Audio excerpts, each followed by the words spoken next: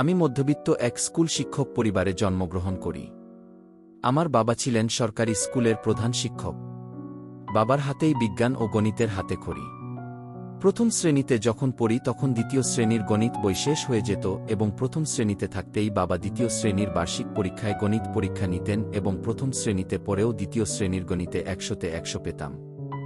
এমনিভাবে ক্লাস 5 পর্যন্ত চলে। পঞ্চম শ্রেণীর বৃত্তি পরীক্ষায় ট্যালেন্ট পুলে বৃত্তি পাই। তারপর চান্স পাই কুমিল্লা জিলা স্কুলে। ওই স্কুল থেকে অষ্টম শ্রেণীতে ট্যালেন্ট পুলে বৃত্তি পাই এবং এসএসসি পরীক্ষায় কুমিল্লা শিক্ষা বোর্ড এর অধীনে বিজ্ঞান বিভাগ থেকে 11তম বোর্ড স্ট্যান্ড করি। তারপর চান্স পাই নটরডেম কলেজে এবং সেখান থেকে ঢাকা শিক্ষা বোর্ডের অধীনে এইচএসসিতে বিজ্ঞান বিভাগ থেকে 9ম বোর্ড স্ট্যান্ড করি।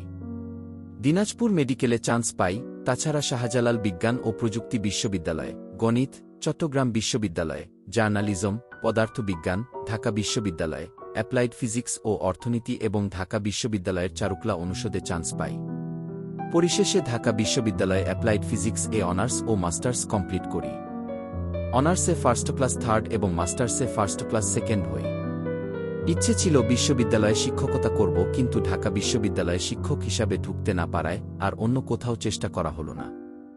উল্লেখ্য যে আমি যখন এইচএসসিতে নটরডেমে প্রথম বর্ষে পড়ি তখন থেকেই স্টুডেন্ট পড়াতাম, আর তখন থেকেই এই শিক্ষকতা পেশাটা আমার সাথে ওতপ্রোতভাবে জড়িত। একটা পর্যায়ে স্টুডেন্ট পড়ানোটাকেই একটা প্রাতিষ্ঠানিক রূপ দেই, কিন্তু সমাজ যখন এই পেশাটাকে ছোট করে দেখা শুরু করল তখন পারিবারিক চাপে সেখান থেকে সরে গিয়ে চাকুরিতে জয়েন করি এবং পাশাপাশি শুধু আইডিয়াল, ভিখারুননিসা ও নটরডেমের স্টুডেন্ট পড়াই। অনেকটা শখের বসেই জার্নালিজম করতে থাকি। বর্তমানে আমার নিজের ছেলেও আইডিয়ালে অধ্যয়নরত। বর্তমান শিক্ষা ব্যবস্থা যেহেতু আবারও পুরনো সেই গর্বিত শিক্ষা ব্যবস্থায় ফিরে যাওয়ার চেষ্টা করছে, সেহেতু আমার দীর্ঘ জীবনের শিক্ষার অভিজ্ঞতাকে কাজে লাগিয়ে আগামীর মেধাবী ভবিষ্যৎ গড়ার লক্ষ্যে আপনার সন্তানের পাশে থাকার জন্যই আমার এই প্রয়াস।